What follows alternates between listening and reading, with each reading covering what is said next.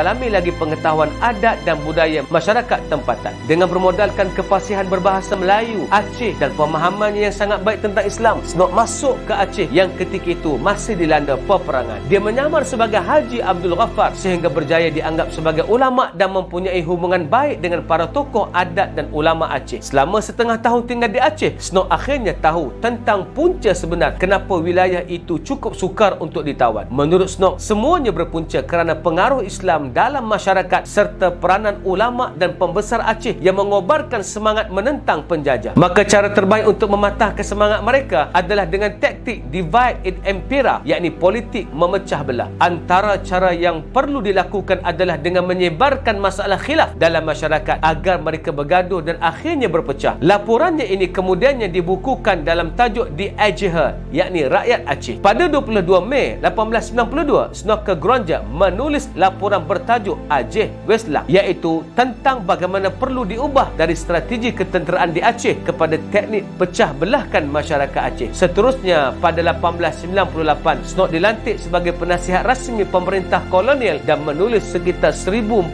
makalah tentang Aceh dan Islam di Indonesia. Setelah taktik ketenteraan ditukar, barulah Kesultanan Aceh dapat ditakluk. Maka pada tahun 1903, Belanda berjaya menakluk Aceh setelah 30 tahun perang melawan Aceh. Snok ditawarkan jawatan Gubernur Aceh, tetapi Snok menolak sebab kecewa kerana saranannya supaya Aceh tidak ditakluk dengan kekerasan tidak diterima. Setelah kembali ke Belanda, Snok mula fokus dalam dunia akademik. Dia dilantik sebagai Rektor Universiti Leiden selepas itu, sehingga dia menghembuskan nafas terakhir. Pada 16 Julai 1936, Snok tidak pernah mengungkapkan dengan jelas sama ada dia benar-benar Islam atau tidak. Apa yang pasti, dalam sejarah, Snok adalah munafik yang menghancurkan kekuasaan Islam di Aceh dengan menggunakan Islam. Kisah Snok ini memberikan kita gambaran punca Islam boleh runtuh apabila berlaku perpecahan dalaman. Walaupun perpecahan itu berpunca dari perselisihan dalam perkara khilaf, kini umat Islam terlampau bertelagah dalam perkara khilaf. Apa yang pasti, umat tengah lemah kerana mereka terpedaya dengan khilafiyah seperti yang dilakukan Snok menyebarkan perkara khilaf dalam masyarakat Aceh. Semoga kisah Snok ini menjadikan kita pengajaran bahawa musuh sangat licik dalam menghancurkan Islam, hatta sanggup berpura-pura masuk Islam demi merosakkan Islam dari dalam. Benarlah firman Allah, wa'tasimu bihablillahi jami'a wala tafarraqu. Berpegang teguhlah kamu pada tali Allah, jangan berpecah belah. Ali Imran